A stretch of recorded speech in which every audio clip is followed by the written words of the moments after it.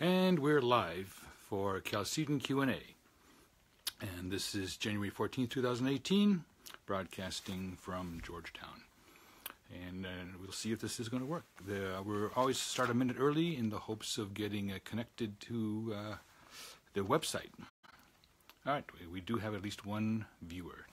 And that's enough to proceed. And we'll start with some of the questions that arose. Hi, Gwen. Good to see you here today. New Year's blessings to all. I'll start with a question from last session. Had to do a quick technical thing on music. Someone asked me about the Fibonacci series, and I made a comment that it does not provide a architectural framework for composing music. Well, I was really dealing with melodic concerns, harmonic melodic concerns, but the reality is that there is a usefulness for it in at least phrasing. And Bartók, Béla Bartók, the Hungarian composer, died in 1945. He made use of the Fibonacci series, whether consciously, unconsciously, I do not know. But it certainly, by the use of the golden mean, it shaped his phrases and made them more compelling. And I think it's simply an acknowledgement of God's creatorship in the structure of his music, using the golden mean, which is built into the creation. So, that said, we're going to go through the questions that were submitted online at Ask Chalcedon, at chalcedon.edu, in the order that they were received. First one. Apologies if you've already addressed this. Where do I find a church that distributes their tithe biblically? Is there a roster somewhere? First off, I'm not aware of a roster. I think you simply need to put the question out to them. Is the tithe being divided according to the prescriptions in Numbers 18 and in Nehemiah, where the discussion is laid out how it should be done? And if it's not, then we got a serious problem. Most of the times, if a church has a Christian school associated with it that they're promoting and putting out of the tithe money toward, that would be satisfactory, because then this satisfies the requirement of a Levitical function being carried out by the church, a primary Levitical function being carried out by the church. At that point, it's not all going for the priesthood, in other words, institutional worship. It's going for the extension of literacy and empowering the next generation. So that'd be an exception to the normal rule. So churches that have church schools where the tithe money is being directed to its promotion, that would qualify. So that's the first step that would be indicative that they're using it properly. But I do know a few churches that are very big on this particular law of God and do in fact honor it. It certainly creates some interesting dynamics there, and I think that the dynamics that are positive and a good thing for those churches. So here's an interesting question, because and it's instructive that we got it. If restitution is a civil punishment for theft, why does Ephesians 4:28 tell the thief to stop stealing and labor to help those in need, yet not mention paying back? In other words, restitution is not part of what Paul is talking about. In the case of Pauline's letters in the Greek, you always have to follow all the sentences and check what they begin with. Right before this verse, which is third verse or so, third or fourth verse in the sentence, there's a previous sentence. It starts at verse 17 and extends all the way through verse 24. And the issue of that verse goes like this. You are no more to walk as the other nations walk in the vanity of their mind. Verse 22, you are to put off the former behavior. And so when we get to verse 25, which is the beginning of the sentence where 428 is, it starts with the word wherefore. So you have to then look at here's the big deal here, this big long sentence, and then a wherefore, and then these are examples of what we're doing, which is what? Switching behaviors. Switching behaviors. Because the opposite of stealing, which is laboring to take from someone else, is work which produces something, which is productive, that you can give to others. So instead of laboring to take, you labor to give. So the opposite of stealing is not restitution. And here's the problem, of course, is that if I steal and they catch me and I make restitution, I steal again, I catch me and make restitution, I keep this cycle up. Have I stopped stealing? No. There's restitution in the package because I'm always being caught and making the payment, but there's still stealing. So the former behavior has not changed. So what Paul is contrasting here are the two behaviors. Restitution never comes into play because he's talking about what are you doing? What is your behavior? It's an ethical concern that he has with the personal behavior of the individuals. If you stop stealing, then you will be productive instead.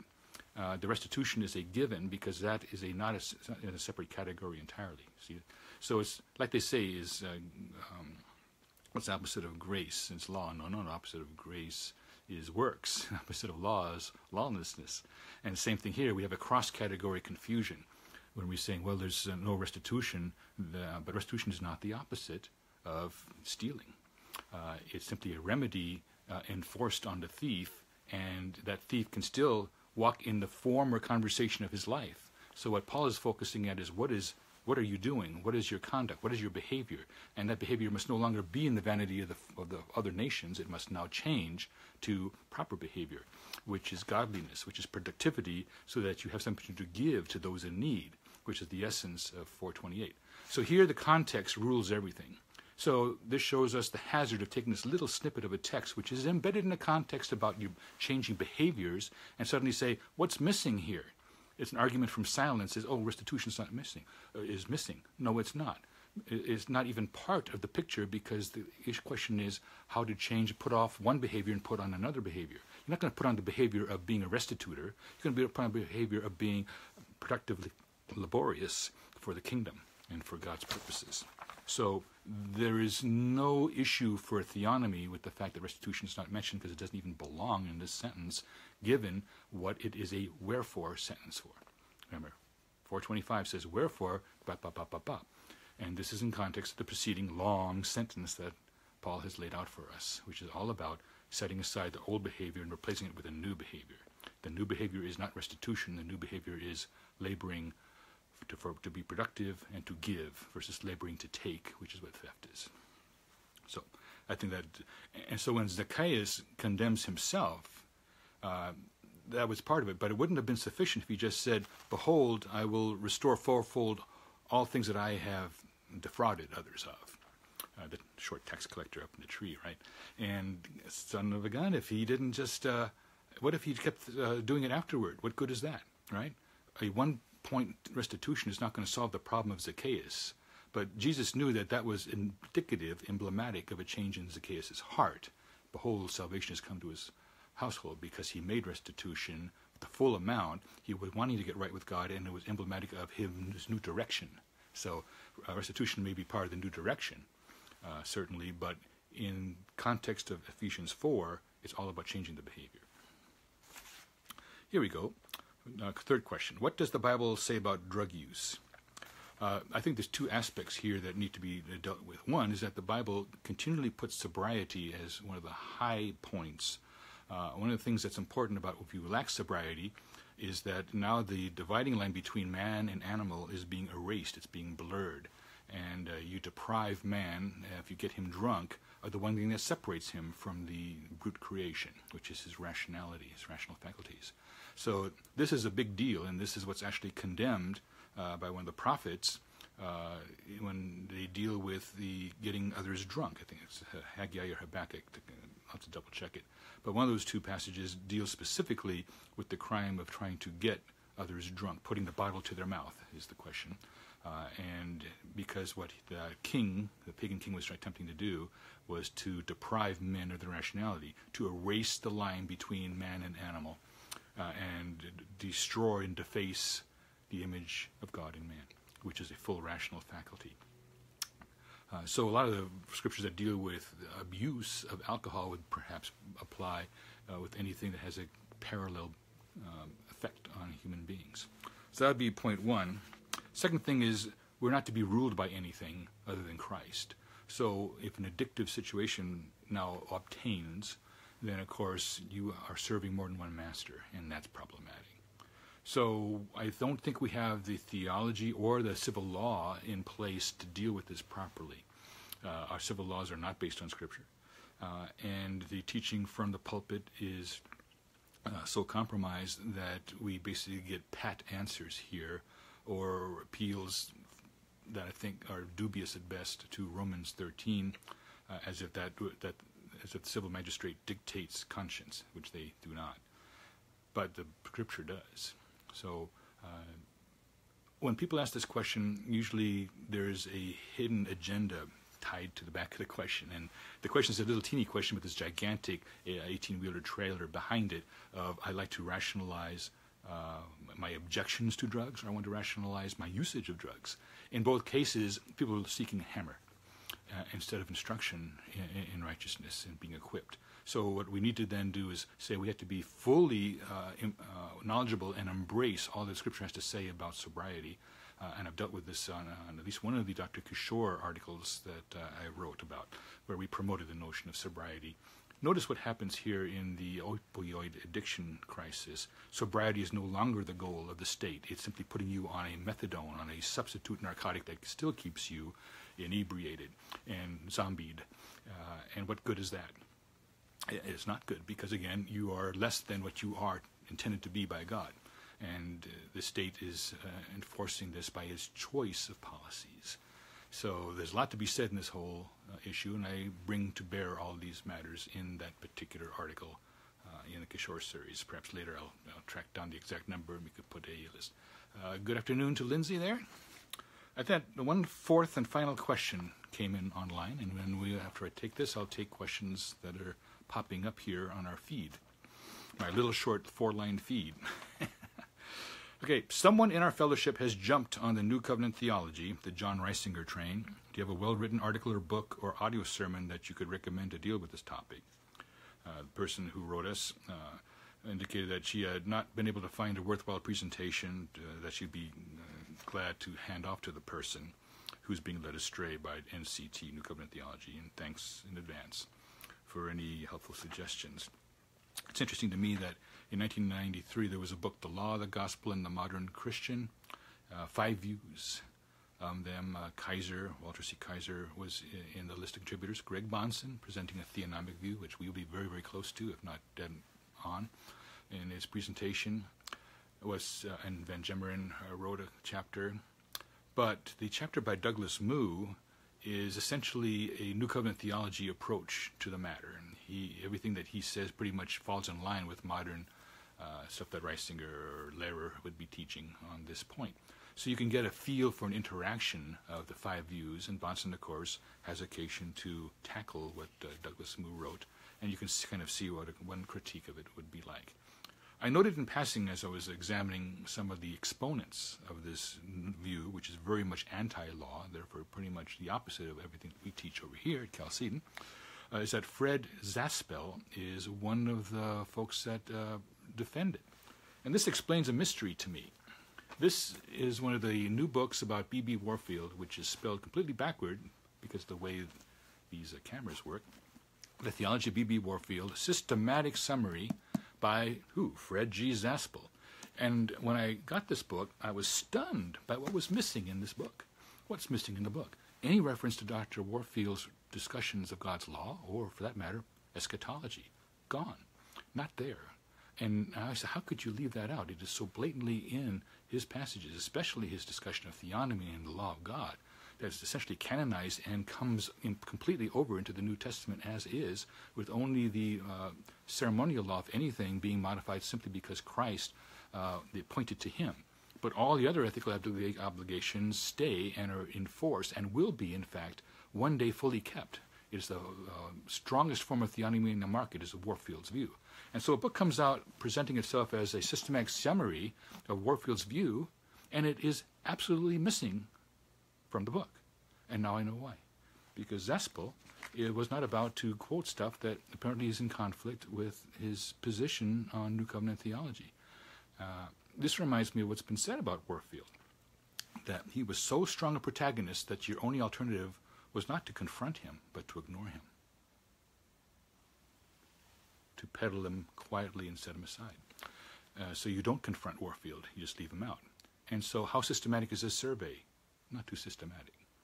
With all due respect to Mr. Zaspel, I don't think he did a service to his readers leaving out Warfield's discussions of such an important point, because they have a bearing on his own personal position. So if you regard it as error, say Warfield felt this way, here's his quotes, and I don't agree with him. But we didn't even get that far. Okay. So that's a problem. Here's another interesting point. If we're going to say, hey, all that Old Testament law is only for that period in time, and we're only bound by this nebulous law of Christ today, we come back to the same problem that I had confronted a similar thinker with some years ago, where he made the claim, we Christians should not be benefiting from any laws that are premised on the Old Testament because they're no longer valid. That should be off the list of legitimate, valid law. And we should not endorse it or promote it. It brings out the worst in everything, so we need to fight it. And so I asked the question, I said, so you're saying that if we are getting some kind of benefit from a law that's strictly based on the Old Testament, we should forego the benefit and say, no, please put your laws back on a New Testament basis or a secular basis, but not this Old Testament basis. And the answer came back, yes. It would be wrong for us to continue to take advantage of something that is strictly an Old Testament law. I said, well, how quickly can you get rid of your tax exemption? Because it's got to go. It's premised on Ezra 7. It has nothing to do with anything in the New Testament, you see. All of a sudden, folks that are New Covenant theology become instant Old Covenant theologians when it comes to the tax exemption. They can't avoid it.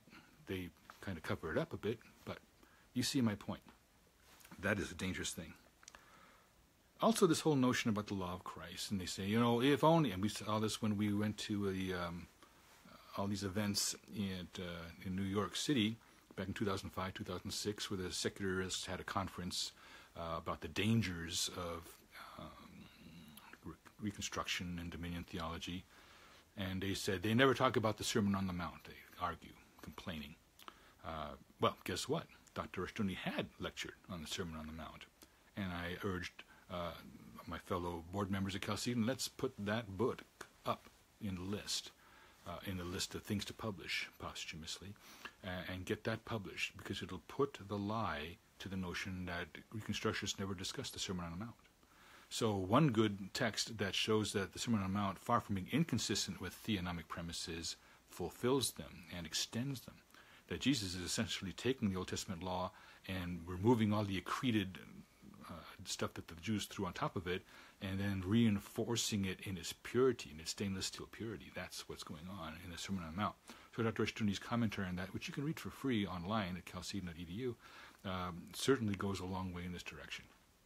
Folks like Dr. Kenneth Gentry and others do regularly confront false notions about theonomy, eschatology, and other issues. I would imagine there's something there. So I will probably do a formal response to this particular Chalcedon supporter in the next week or two as time permits, pointing to a resource. But these are my first off-the-cuff responses, indicative that we have fundamental problems. And I did mention the 1993 volume where we had the 5 views of biblical ethics in contention one with another, each one cross-examining the others. And Dr. Bonson doing a very creditable job, as one would expect, 2 years before his passing, in dealing with the real-world implications of a debate among Christians on this disputed topic. Let's see, Zachary Benson has a question. Is there a succinct resource on the biblical view of depression, anxiety, and drug abuse? Those are interesting things. I think those are still being developed.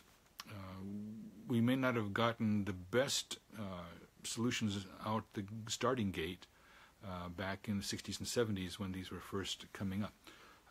When J. Adams was first dealing with this, he discussed the question of whether there's such a thing as an inorganic illness. And he contested that.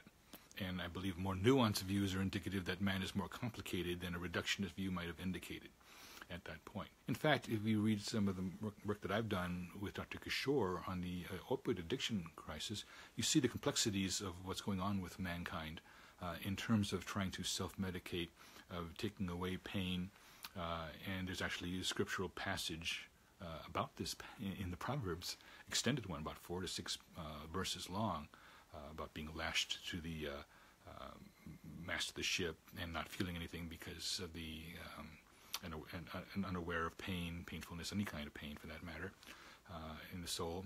Also, when we talk about depression, remember there's a psalm out there, Psalm 88, which deals with the person pretty much at the bottom of his resources and crying out, he even thinks God's against him. So the scripture does not hide these kind of things. Rather, they're on the face of it if you care to look. And it is a very instructive read to look at Psalm 88 and realize God put this in the Psalter too. It shows that he's concerned with the full man, even at his worst, in his most difficult situation. Let's see if I can get the rest of the question. The AA thing seems wrong, but do you have any resources on their stuff? We do discuss Alcoholics Anonymous in the course of the Dr. Kishore articles, and when the books come out in the movie, which is due to premiere somewhere between April 5th and 8th at the Full Frame Documentary Film Festival in Raleigh, I believe it is, North Carolina, an even more extended passage will come out. Thank you for Chalcedon for bringing that online for us. The Sermon on the Mount by Dr. Riesenger. We do deal with some of those questions. Now, the fourth question that you point out, or the third one, any good resources, even if you could just get that separately, I'd love to see it. Doug Gates asked, what about enforced psychotropics? So I guess what you're asking is someone is involuntarily injected with something to make them behave, or what have you, or, I mean, that, they say that LSD was developed by the government of all things, for some oddball programs. Oh, there it is, thank you. Any that would be good resources even if the patient is an unbeliever. That's a very interesting point, because not all of Dr. Kishore's, for example, all of his patients were Christians, but what happens is, unfortunately, if folks who have made themselves their own God, in other words, they are ruled by autonomy, their best resources that they're going to appeal to is going to be themselves, and that therefore lowers the level of available power and authority for them to access in their lives. So you do what you can under those circumstances, but it is certainly less than ideal.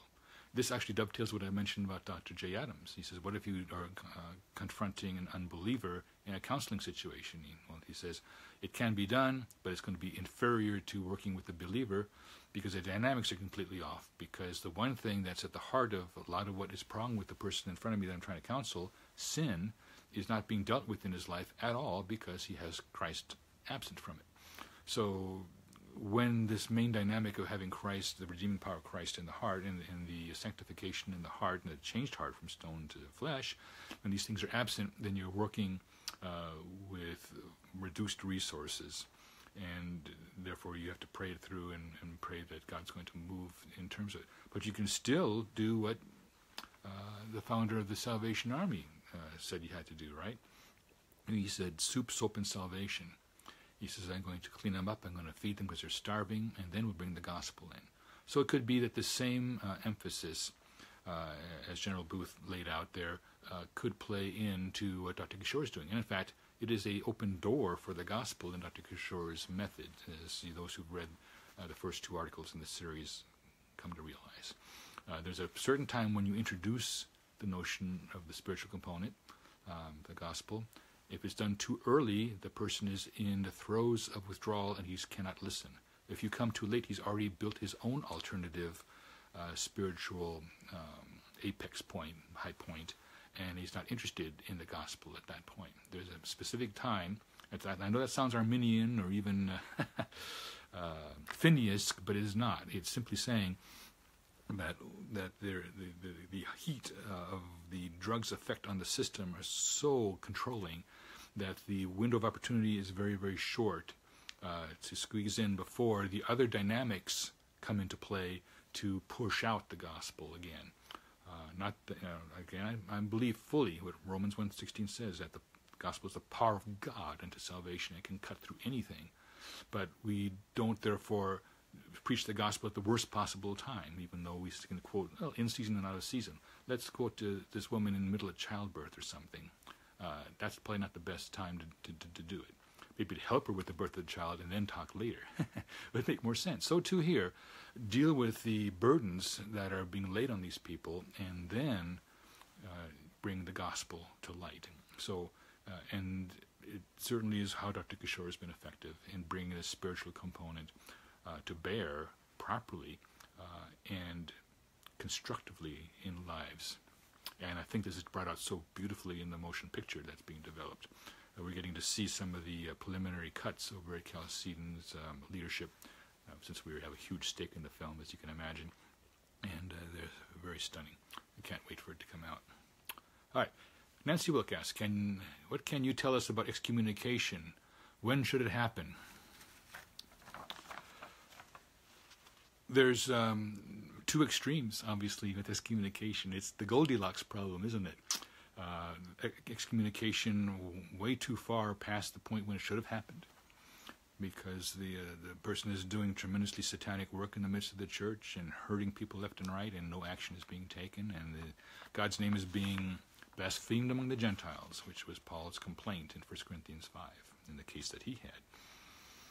So obviously, if you wait too long, that's a huge problem.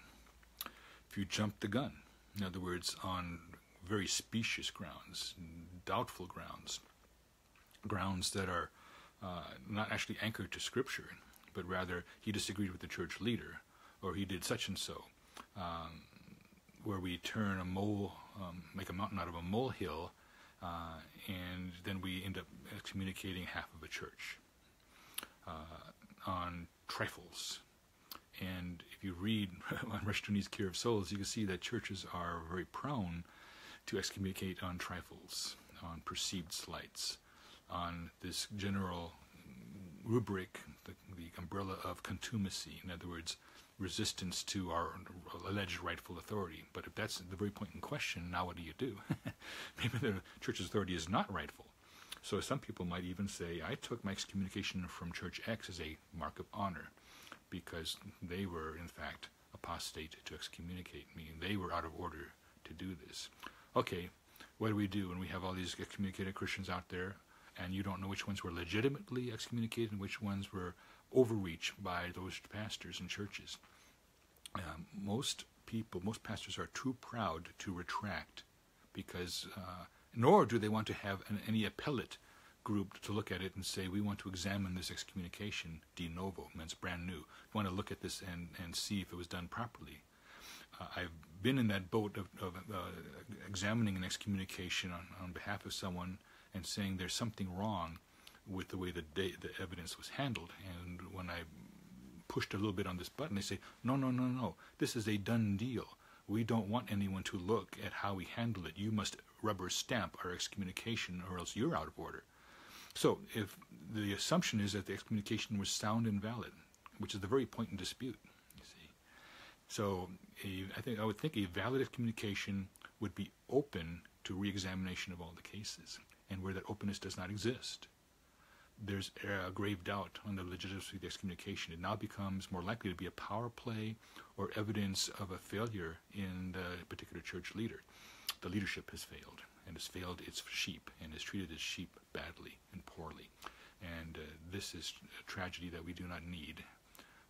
And the fact that many Reconstructionist churches have gone through this is indicative of a character flaw in us, because we are not willing to have our most righteous decisions, because we can say that's the keys of the kingdom. We've just now disciplined this man. We have excommunicated him. We have let all the churches around know, and no one's allowed to examine how we did it and went about it and whether it was valid or not.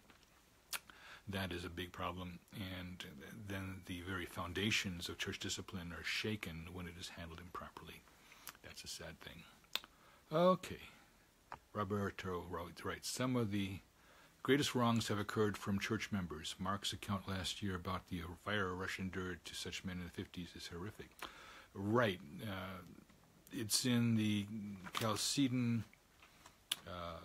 Faith for All of Life, The Painful Years. It's a front cover article, and was written by Mark Rushdunian, detailing exactly the kind of rancor and evil that was circulating around Dr. Rushduni at a very difficult time in his life, when in fact all the facts from even the doctors were on his side. The church did not care. The church already had its agenda set in motion, and they were not going to change their direction. We should not be afraid of this. We're not greater than our Master Jesus, and if the Sanhedrin had its mind set on condemning him, there was nothing, no force on earth that was going to change it. They mocked Nicodemus when he posed some questions in John 7. He said, are you also from Galilee? Look and see, no prophet comes out of there, which was false. They lied. They lied or were stupid, one or the other, because, of course, it states very clearly in Isaiah 9 that the Messiah does, in fact, come to Galilee of the Gentiles, where the darkness is settled. So there was a scripture that indicates that the Messiah does come out of Galilee. All right, all that to say, we're talking about something that everyone knows, that church being fundamentally antinomian is in a bad way, and we're not even very theonomic in theonomic churches dealing with church discipline. It's an area of reconstruction that needs to continue going forward. And until it does, we're going to be in a world of hurt. Yes, thank you, Chalcedon. They placed this up, the painful years.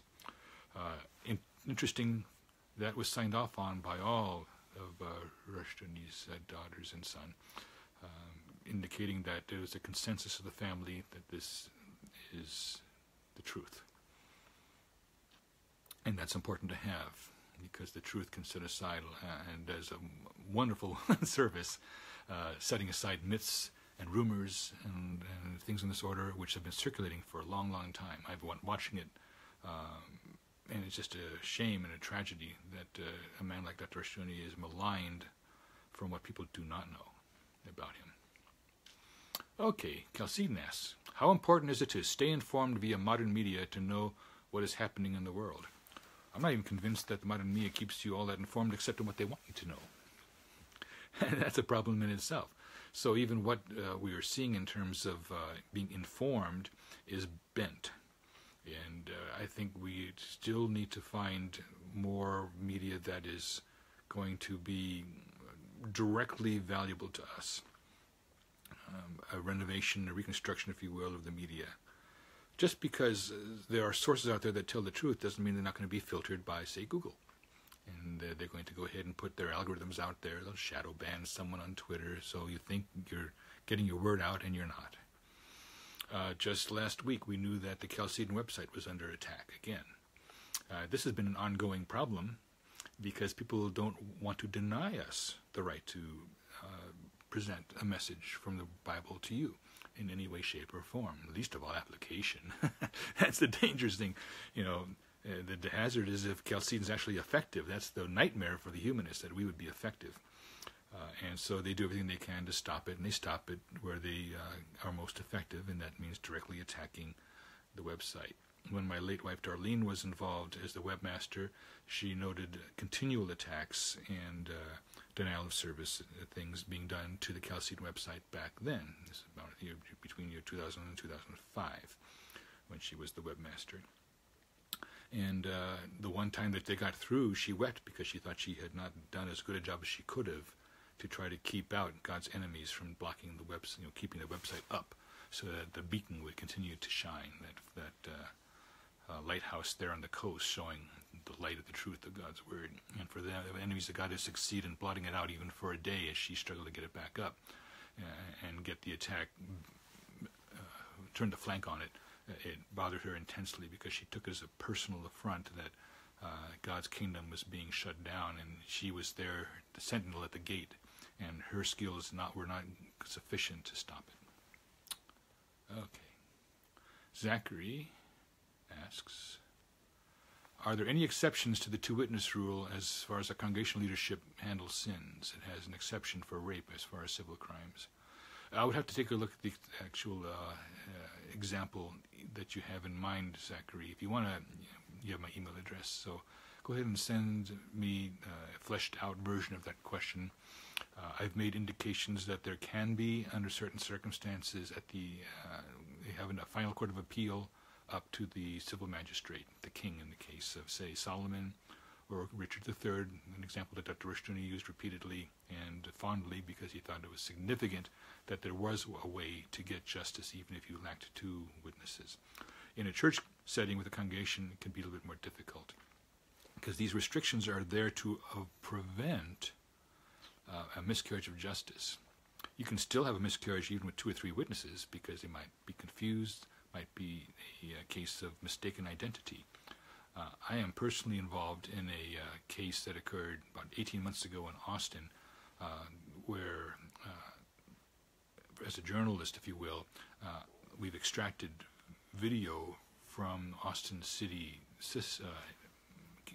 domestic surveillance camera system to determine that an individual who was wrongly identified as an assailant in a previous evening, some terrible things happened to him at the hands of the men in blue. The cops did not know any better. The law enforcement officers took it on face value and said, that's the guy, said the so-called witness. The witness was wrong. and then terrible things happened to this innocent man as a result. And so it'd be better, especially if, and judicially was handled badly too, because once it was determined, they did not drop the charges for almost a year on this young man, even though he was known to be innocent and it was a mistaken identity. Remember we said that pastors don't want to back off on excommunication, but police don't like to back off on having put someone in a slammer. It reflects badly on them to admit fault. People do not want to admit fault. Okay. Roberto, Alex Jones identifies himself as a Christian. All right, so everyone wants to get my goat today. Thank you for that piece of news. I don't know his heart particularly, but as a rumor monger, he's a problematic individual, because for every item that he says that is true, it is packaged with a bunch of other stories where the truth is bent. And when he was called on the carpet, I think in the case of his divorce, he claimed that he's an entertainer and not, in fact, a news source. So what's the truth? Is there one truth for the divorce court and another truth for the court of public opinion? I don't know. Even to this day, the Drudge Report will put out InfoWars articles in its list of links, clickbait, and usually the most interesting clickbait takes you to Infowars.com, and then you have to realize how good a source was that. Do they double-check their sources, or do they just claim to do it? Or is more likely the case with Alex Jones, because it's the government that did it, we should distrust the government and believe the anti-government story no matter what. Doesn't need the corroboration because we know what they're like. That's their view. And so essentially you're pre-condemning someone simply because of what they're like. Cretins are liars, is what Paul says, and we're basically saying this, all government sources are lying. And perhaps they are. I don't trust them. But that doesn't mean I instantly condemn everything that they say. I hold a healthy skepticism, let's put it that way, with regard to the government and with regard to Alex Jones. And I don't want to get into the question of how much of a Christian he is. But I would wonder what his pastor's view is. Okay, that's great. Thank you, Chalcedon, for pointing out the Richard III section. If you go through that, you'll get to the point where Dr. Rushton talks about the appellate power of a king to resolve a matter. It's the glory of king to conceal a matter, rather the glory of God to conceal a matter, and it's the glory of a king to search it out, as the Proverbs tell us. And so, too, here it is, where Richard III was doing Solomonic things. And this is one of the reasons that Rushton brings out he is a hated ruler of England, almost as badly as Cromwell is hated by many. All right.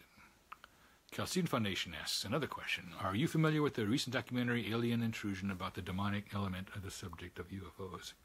I'm familiar with the thesis of it.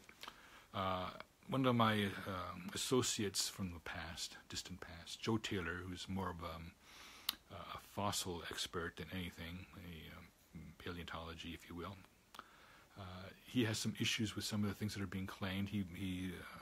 And so what we want to do is be cautious. We want to, where he's right, the particular author who put this position out, there's some value. It's not the first time this has been mentioned, by the way. If you go back to, I think, the second Journal of Christian Reconstruction, which was the Symposium on Satanism, might be the second or third. First one was on creationists, but shortly after that was the Symposium on Satanism. There's an excellent article by Bonson on there about the person and the current status of Satan. But in there, Dr. North had an article, and he actually was a book review toward the end, and in it he says, it wouldn't take much for demons to twist some dials on somewhere and convince scientists of X, Y, and Z, including the existence of alien life and things in this order. So there's a sense in which those ideas are not new, and they certainly have had a home in Christian Reconstruction circles, since Gary North, as editor of the JCR at the time, brought that hypothesis out. Forget the exact individual whose book he was reviewing at the moment, but you can find it. Well, Al Gore identifies himself as a Christian too. Apparently, it's a very big tent. It's not the little group that John mentions in 1 John, right? The little flock. I think it's going to be a big flock one day, but how much of it is truly the kingdom of God and how much are hangers-on and self-deceit people, it's a different question.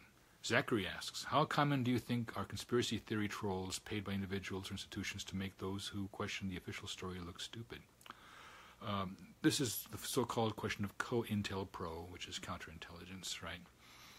Programs which are designed to infiltrate and then to harm or derail a discussion thread. And I'm not sure how valuable social media is in doing this, but on the assumption that social media is, why would you go into a group which has only 500 members and start doing it, unless you thought that group was influential?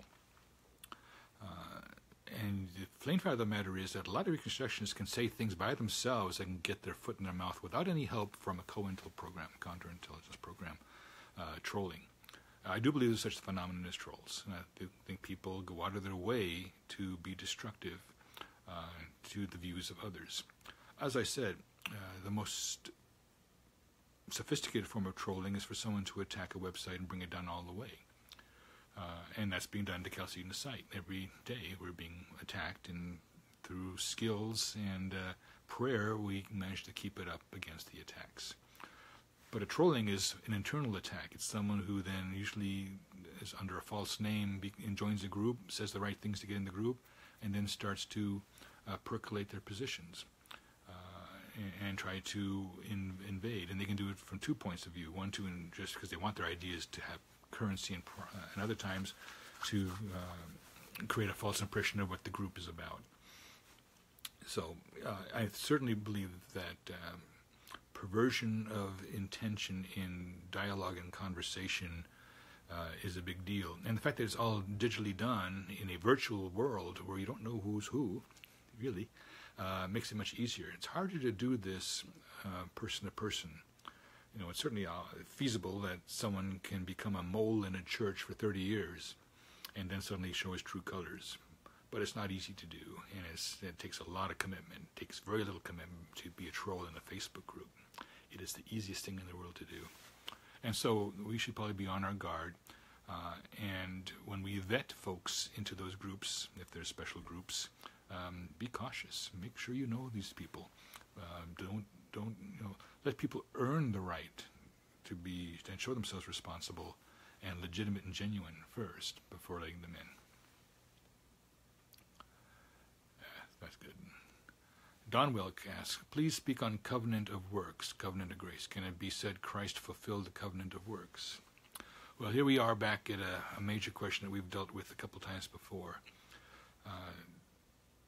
And this is actually I happened to glance at the New Covenant Theology website, and where they make a big deal about whether or not there is in fact a covenant of works in the Garden of Eden. And of course they can quote John Murray and John Calvin to the effect that Hosea 6:7 probably does not refer to any such covenant made between Adam and God, because they say the word covenant is not used. Now I'm just interested in that, because even Warfield pointed out that Hosea 6:7 does refer in fact to Adam and God having a covenant. Why is the word covenant not used? I'm just going to play devil's advocate, if you will, here.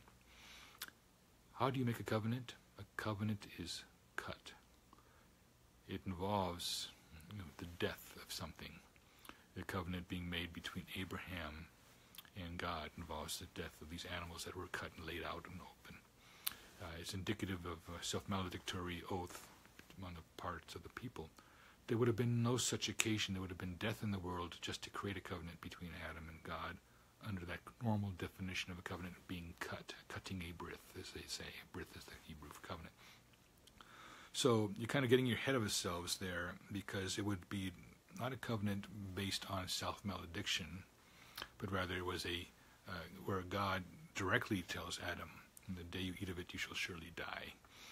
And so so you don't have to have all the elements of a covenant, because to do that would it be introduce death into a world where there has not yet been any sin. See, so you have a cart before the horse problem there.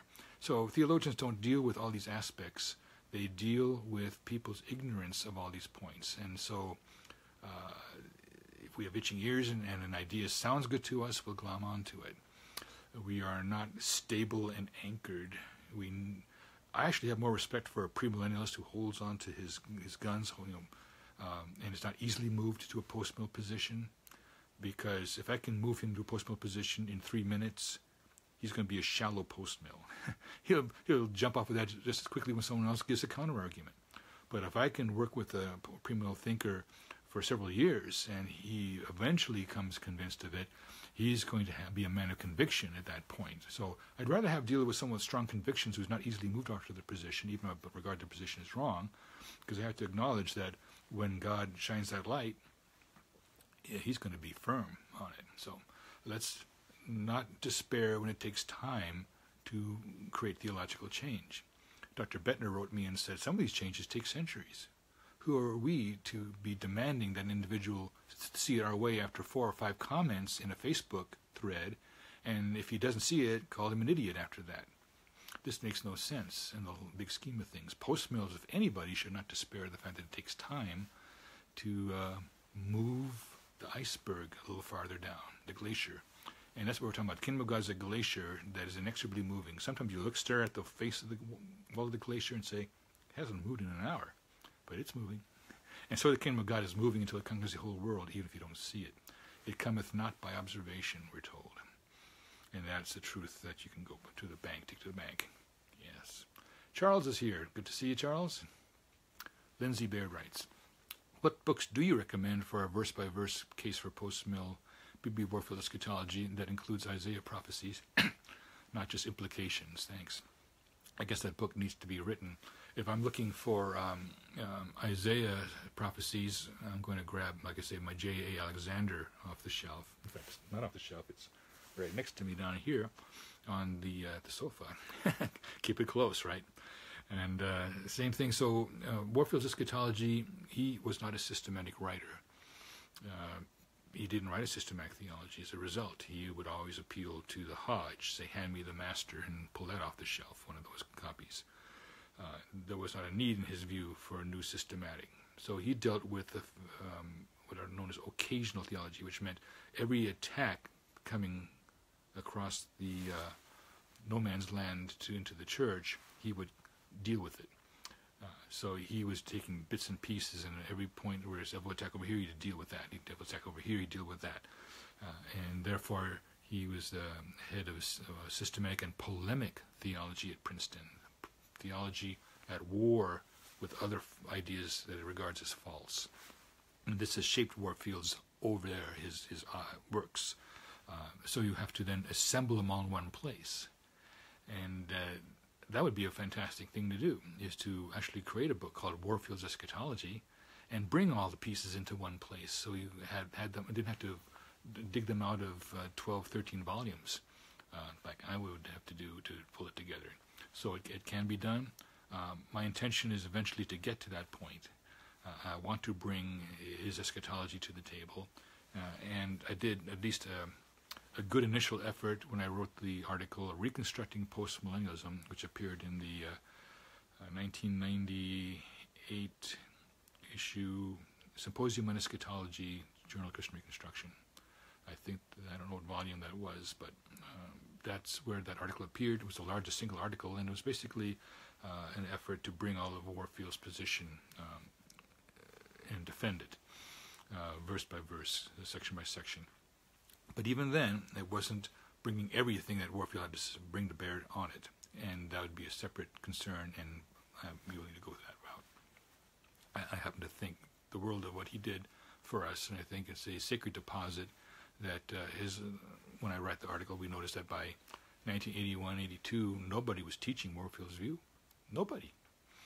The only person who actually mentioned it is no longer considered in the pale of orthodoxy in Calvinist circles.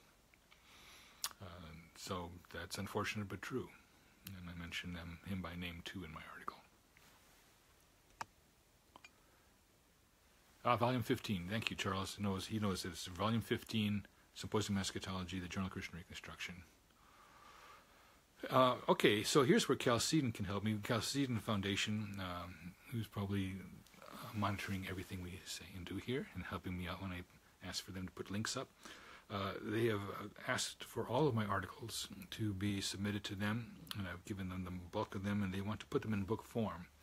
Be my first major non-fiction book in theology. Covers a lot of ground, and certainly covers eschatology and theonomy, among other concerns. The book on Kishore will be a separate, standalone book, separate from any of my writing on theology. And we're going to try to get that so it comes approximately at the same time the movie appears. So, well, we have our first 3 buyers set aside. Thank you, Charles. It's good to know where 3 of those books are going to go. It's good to have our supporters moving in terms of putting their money where their mouth is. I just hope that the book has value. It has controversy, after all. One of the reasons that we write is because we see that there's a controversy and we'll need to take a stand. There needs to be some courage involved in that. Yes, Chalcedon points out that without your support, we don't do anything. We're actually limited, as Dr. Rushton made a point. The amount that we can reach out and extend and do is limited strictly by what our donors can provide us. Dr. Rushton had a zero debt policy, and that's why 40% of his works weren't published in his lifetime. They're being published posthumously, and we're still not finished. And he was gathered to his fathers 16 years ago, and we still have several major books yet to go that have not seen the light of day. That will appear when the funding is all in place to do them debt-free. Lots of folks say, the New Testament relaxed the requirements of the Old. It's not quite true. It intensified them. The New Testament, the rule is, owe no man anything. A little bit different rule, isn't it? And there is the link for those who are interested in seeing that we do continue our work here at Chalcedon. And I think do we have any other questions pending?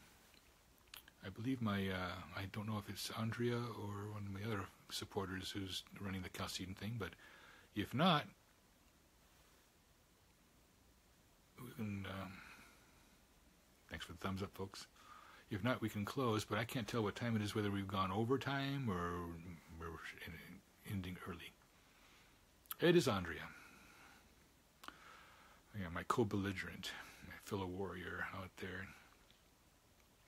Oh, if you don't realize it, we're going to be putting the final article, the Kishore story, out in the March-April Faithful of Life. About 10 minutes left. I'll talk a little bit. And that's going to be the final article, and then we're going to put the book together. And then we'll also have finally the book review of Bounds of Love by Dr. Joel McDermott. So that will also appear in the March-April issue. 2 questions popped up. Could you please recommend a good book on Abraham Kuyper Foundation? Well, of course, that would be, I think, a book about the foundation is kind of a different question. There certainly are, I believe we're still talking about Stephen Perks' work, right, coming out of Taunton, England. It's just great, fantastic stuff that he's doing, and I was hoping to catch up with him in person when I was in Europe in May of last year, and we weren't able to put that meeting together, but some other occasion perhaps can. But Stephen is obviously a very intelligent, independent thinker, and I'm glad at what he's doing. Now, if you want books about Abraham Kuyper himself, that's a different story. Okay, Mr. Garza asks, some people have said that Rush changed his ecclesiology later in life. How and in what way did he? Thanks. Well, that's okay. It was Abraham Kuyper. That's because someone has a bone or an axe to grind, and they want to make that claim. And I, for one, do not see any of the differences between these positions. And I'm going to say this because I'm also going to print it, but it's not pleasant to have to say it. As most of you may know, a claim like that has been made in a book, pamphlet called Baptized Patriarchy. And like all the other things that were written by Dr. North in this vein, Dr. Rushton did not respond to them, so they're all unresponded to. What you may not know is that by 1997, a truce was negotiated by Sandlin, Dr. Andrew Sandlin, and Dr. North, stipulating that neither side can say anything negative about the other. So, even if there was an intention to respond to it, wouldn't that violate the truce? Now, that's interesting when you think about it, because only one side leveled attacks the entire time, from about 83 to the time of the truce. There was not a single response on Dr. Rushdoony's part. And now, the gag order is in. I object to this entire premise, and I think it is a bad way to go. All it did really was, you're closing the door after the horses and the cows are already out. All the damage has been done by Dr. North, and now we're going to put in the agreement that no response can be allowed. That's a problem, isn't it? All right, so, thank you, Paul. Paul Culligan put out a blurb for those who may not know that I did have a discussion on Warfield's eschatology with some of other groups that have been interested in the question. So, Kuyper, I don't have a direct source that I go to on Kuyper at this point in time. If I come up with one, I will review that and pass that material up to you, the fellow who asked, which was just up there, John and Michael, and I'll see what I can do to let you know. I've been deep into a book on Bavinck at the moment, and what is interesting about that book is it shows the collision between Kuyper and Bavinck, and that was totally unnecessary, and these two great men of God were at war with each other, primarily because Bavinck kind of got ahead of himself, and Abraham Kuyper did not appreciate that, and so it did not go over well. Misunderstandings lead to great schisms between good men, and it was unfortunate that should happen. That's why I think we need to be all the more mindful not to be burning bridges. We should be building bridges and not burning them. Okay.